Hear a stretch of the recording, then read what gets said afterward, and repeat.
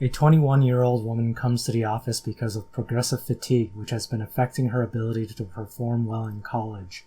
She appears pale with a depressed mood, and when pressed by the physician, she admits that she often takes laxatives because she feels she is eating too much. Physical examination shows dry skin and growth of a layer of fine hair across her body. Temperature is 37 degrees Celsius, 98.6 degrees Fahrenheit. Blood pressure is 112/70 millimeters mercury.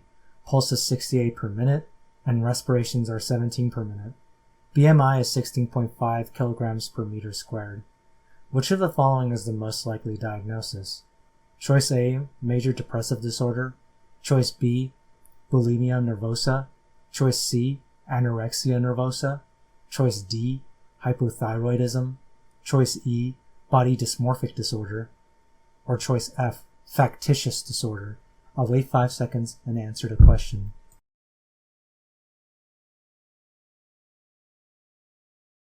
So this patient has purging behavior. She is using laxatives to compensate for her eating.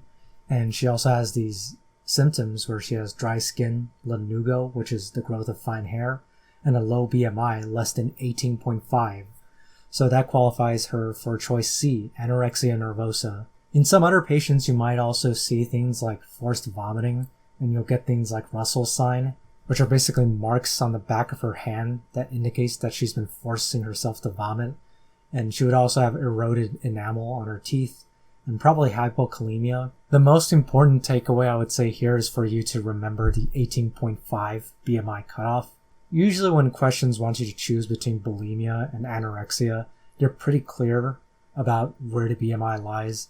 But it's probably better for you to just know that number. 18.5 or 19. Some resources differ on the exact cutoff point, but typically questions will not be unclear on which side of that they're on.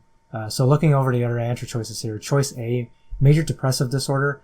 It is actually possible that she also has major depressive disorder on top of her anorexia, but the primary diagnosis here is anorexia, so that should be your answer choice.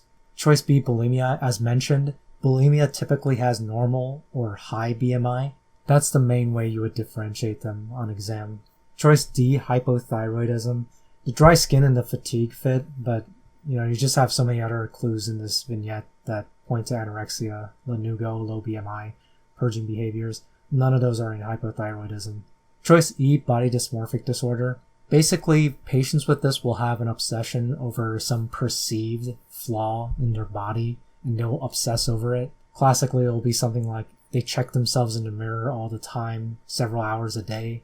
It's worth noting that by definition, you can't have body dysmorphic disorder and anorexia at the same time for weight. If you go look at the DSM, one of the points for body dysmorphic disorder is very specifically that an appearance preoccupation cannot be better explained by an eating disorder if you want to make a diagnosis of body dysmorphic disorder. Choice F, factitious disorder. If you pick this answer choice, you're kind of being a jerk. There's nothing here to indicate that this patient is essentially faking her disorder for attention. A theoretical version of this question that would be factitious disorder would be something like she denies taking laxatives, even if you catch her doing so. And weight probably wouldn't even come into it because the primary motivator for people with factitious disorder is to get attention. So bring it back. Big point you want to know is differentiating anorexia from bulimia. You mainly want to know the BMI cutoff of 18.5. I hope this video was helpful. I'll see you in the next one.